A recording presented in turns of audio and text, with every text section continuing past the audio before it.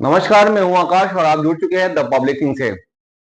एक वो समय था जब सिवान में मोहम्मद शहाबुद्दीन, पूर्व सांसद मोहम्मद शहाबुद्दीन की तूती बोलती थी और लोग एक पैर पर खड़े होकर उनके लिए हर जगह चुनाव प्रचार और व्यवस्थाएं कायम किया करते थे। चुनाव लड़ने के लिए उनका एक इशारा ही काफी होता था और उसके बाद से तमाम लोग खड़े हो जाते थे और खड़े होने के बाद फिर जीत हासिल होनी ही थी। ऐसी व्यवस्था थी और वो व्यवस्था 15 साल तक चरमराई रही, क्योंकि इस 15 साल में शहाबुद्दीन जेल में थे और उसी 15 साल के बीच ये आरोप लगे कि उनकी व्यवस्था, जिस व्यवस्था के बीच वो चुनाव लड़ रहे थे, जिन पे वो भरोसा कर रहे थे, उन लोगों ने साथ नहीं दिया।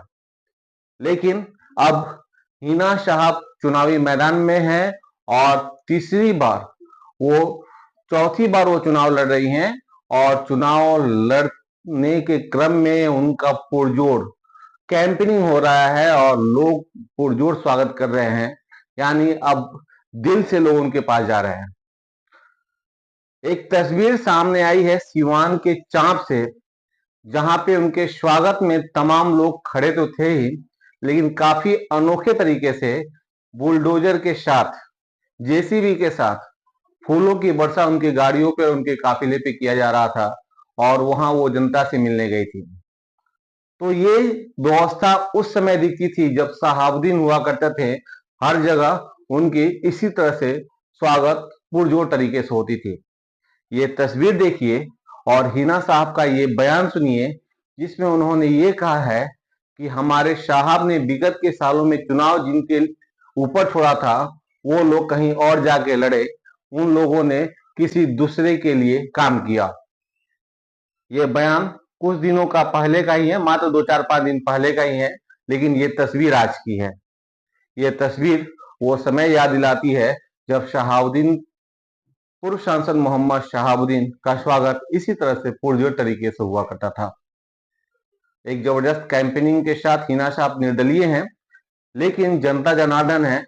अब जनता को तय करना है कि वो दल से चुनती है या दिल से चुनती है। देखिए ये तस्वीर। उस परिवार के बेस पे मैं चुनाव लड़ूंगी, क्योंकि बहुत सारी हवाएं जो आती हैं, इधर से जाती हैं, उधर उड़ा लेती हैं। मैंने 19 के चुनाव में 2014 से मैंने 19 तक जो मेहनत की थी, उसके बावजूद भी हमें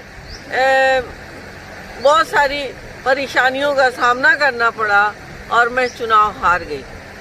तो जब मैं 5 साल कंटिन्यू लोगों के बीच में जाके मेहनत कर सकती हूँ, तो मैं पूरे दिन क्यों नहीं लोगों के बीच में आके सुख दुख बांटूं। मैं पूरे दिन का मैं पढ़े ली हूँ, मैं वादा ली हूँ कि मैं अब जब घर से निकली ही हूँ, जैसे हमारी जो बहनें हैं आई हुई हैं, तो घर से निकल के यहाँ तक आई हैं ना, मेरी बातों को सुनने और मुझे जानने पहचानने। तो मैं जब 9 में घर से निकली तो वो परिस्थिति थी, आपके साहब को परमिशन नहीं मिला इलेक्शन लड़ने का, तो एक परिस्थिति बनी थी जो मैं उस वक्त किसी से सामने रूबरू नहीं थी।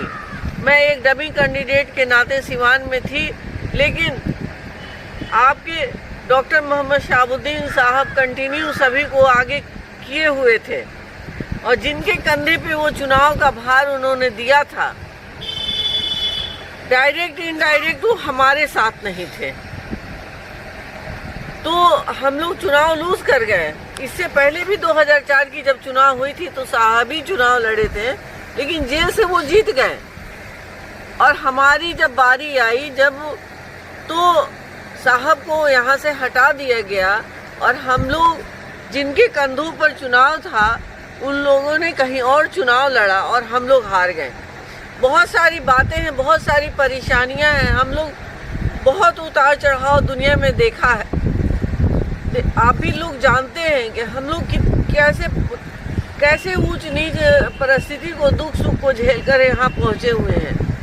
आज मैं एक कमज़ोर अगर महिला रहती, मैं शहाबुद्दीन साहब की अहलिया पत्नी नहीं रहती तो आज मैं यहाँ खड़ी नहीं रहती, क्योंकि इतनी ताकत अदर महिलाओं में नहीं हो पाती है कि वो सारे कुछ परिस्थिति को 20 साल से झेलते हुए और आज यहाँ पर आके सभी हमारे गार्जियन भाई बंधु के बीच में मैं अपनी बात को रख सकूं। मुझे बहुत हौसला मिलता है। हम लोग कभी अकेले नहीं रहे, 15 साल चुनाव हारे या जीते, जिन लोगों ने जीता उनके दरवाजे पे 5 लोग नहीं रहते हैं, और हमारे दरवाजे पे अक्सर लोग कंटिन्यू आते हैं दुख सुख बताने के लिए और हमारी जानने के लिए। तो मुझे बड़ा हौसला मिलता है अपने लोगों से और मुझे ताकत मिलती है।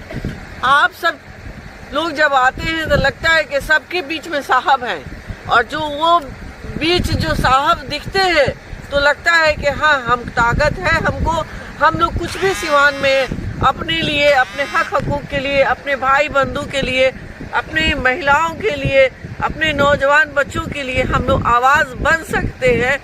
ये काबिलियत हमारे सब में है। तो हम इसीलिए हमने निर्णय लिया कि मैं चुनाव निर्दल लड़ूंगी और सबके बीच में जाऊंगी। सब लोग हमारे